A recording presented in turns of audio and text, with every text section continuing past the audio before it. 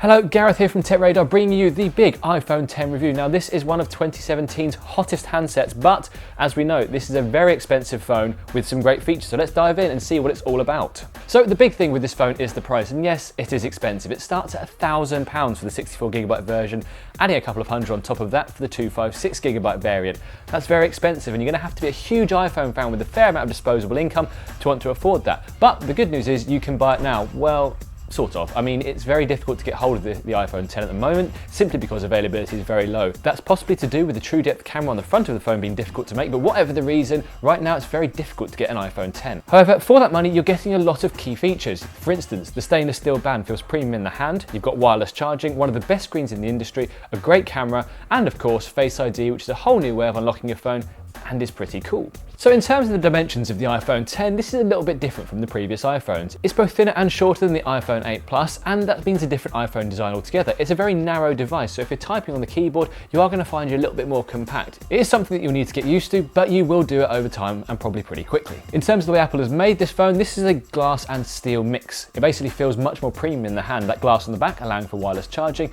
and the steel gives it a rigidity that feels like if you put this in your back pocket and sat on it, this thing isn't going to bend.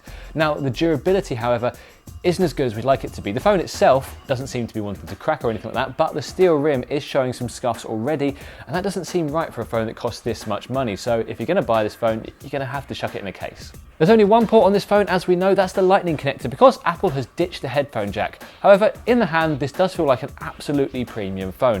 If you're going to spend £1,000 on a device, it should feel like this. So Apple has done well on making the design feel as tip-top as it can do. Right, so let's talk about the screen. And this is a 5.8-inch Super AMOLED display made by Samsung.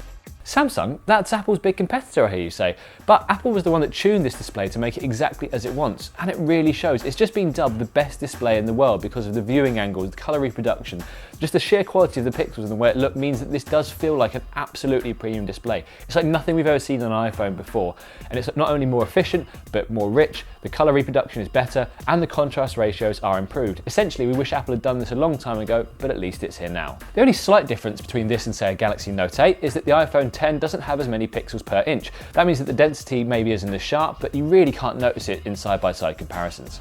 So one of the big changes on the iPhone 10 is the true depth camera on the front. And this allows two things, Face ID and an emoji. Now Face ID is actually a bit perplexing because we didn't think it would work this well. Basically, whenever you're looking at your phone, it unlocks almost perfectly, almost flawlessly every single time. Now, it does replace the "it was fine" Touch ID where you used your fingerprint, you knew where to put it. But if you're going to do a biometric facial scanning recognition system, as Apple has, Face ID is the one we'd want to see. On top of that, it does really good facial mapping, which means that you can do things like an emoji where your face is basically mapped to an animal, a unicorn, a robot, anything you really fancy, and you can send messages to your friends. It sounds frivolous, and it kind of is. You'll probably forget to use it after a while. So basically, in short, Apple has retooled things by putting a really expensive, high-intensity camera on the front, but it works very well, and we're kind of excited to see what developers are going to do with the whole process. So the iPhone 10 uses the new iOS 11.1, which has had to be upgraded because the screen size is different.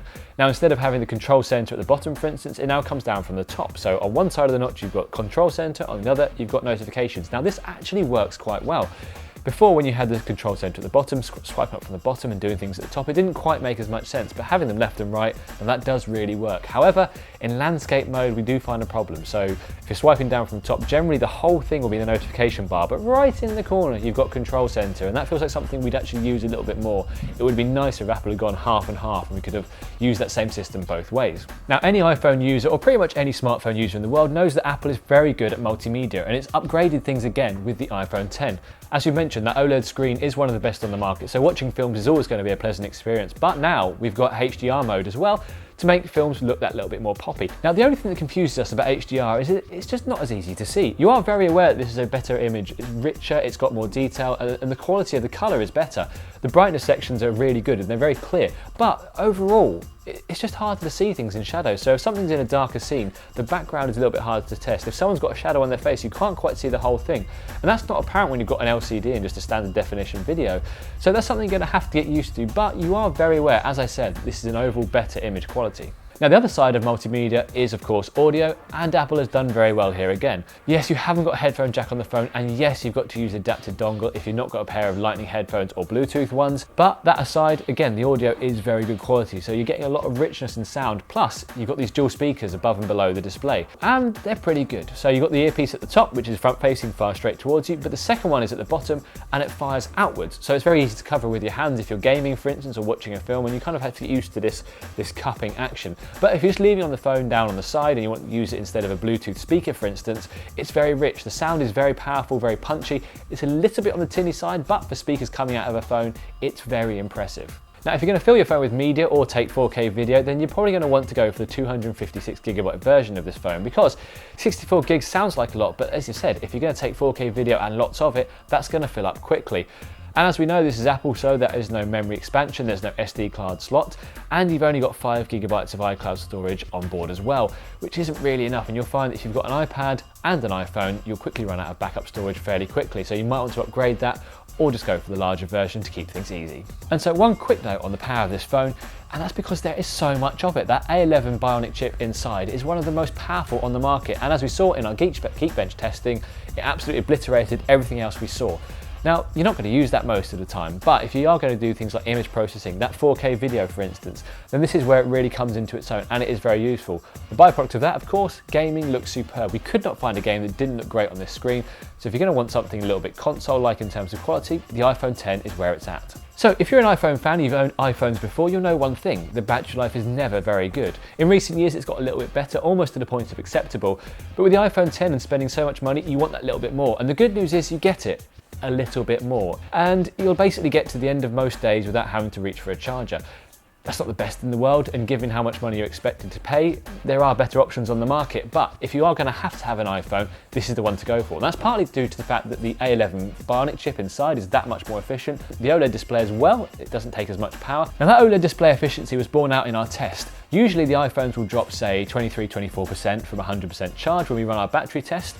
The iPhone X only took 10%. Now it shows the only difference there was the OLED display, and it has more pixels to drive, so it's clearly a much more efficient unit. Now the other feature the iPhone X brings is wireless charging, so if you're going to go for this phone, we probably advise that you buy a couple of wireless charging pads, pop one down at work, pop one down at home, and you can basically just chuck your phone down and not have to worry about battery ever again. It's not the most ideal solution, but given the iPhone X doesn't have the best battery life on the market, this is the way to go.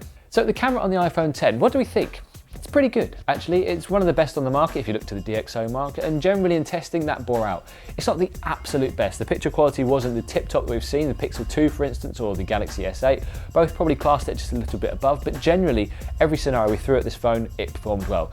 In bright light, clear scenes, you're getting a very nice picture. And when you add in things like the dual camera setup on the back, which is two 12-megapixel sensors, both with optical image stabilization, you can do things like portrait mode, which actually is quite impressive when it works. There are times in our testing that we found that it didn't quite find the edge, but when it did work, as I said, it works really, really well and creates a really stunning picture. And actually that works front and back, because with the true depth camera, it can work out the depth of the scene, work out where you are, where the background is, and again, it takes selfies that you're not really going to find on many other phones on the market right now. In terms of the absolute image quality, in low light, the iPhone X didn't perform as well as we'd liked. It was very good, but again, wasn't class leading.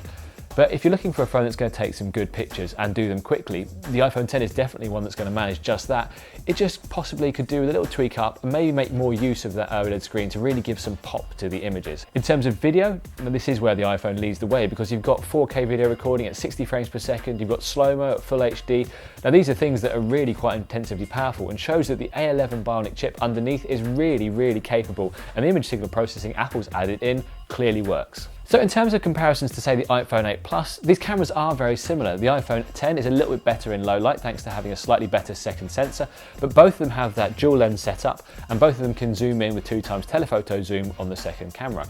So essentially they are very similar, we get very good and similar results. If you want to find out more about that, we did do a big test with the iPhone 8 Plus where we compared it to the Pixel 2, the Huawei Mate 10 Pro and the Galaxy Note 8, so check that out as well to find out exactly how well the iPhone performed. It's a very good representation of what the iPhone X is all about. So let's sum up the iPhone 10 because we are very impressed by this phone. It's very well designed, feels great in the hand, it has one of the best screens on the market, the camera is very, very good, if not market leading, battery life is improved, and multimedia sounds and looks brilliant on this device. So where are the problems? Well, as we know, it's not the cheapest phone on the market by a very long way, so you can't call it good value. Also, that rim scratching up a little bit is never the best thing, and no matter what happens, we'll still be irked because there's no headphone jack on this phone. Using a dongle never feels as good, and you shouldn't have to upgrade to Bluetooth headphones. But if you've got the money and you want to treat yourself to a more luxury device that looks different and feels different and operates differently to iPhones for so many years now, this is the one to go for. You will find a lot to love here because Apple has crafted a phone that just works very, very well. You'll have to get used to a certain different set of features, perhaps you're using the control center a different way, but if you're willing to put in the effort, and it won't take that much, you will love this phone. As ever, we've been Tech Radar and we love bringing you these videos, so please check out the site to find out more of them, and we look forward to seeing you again very soon.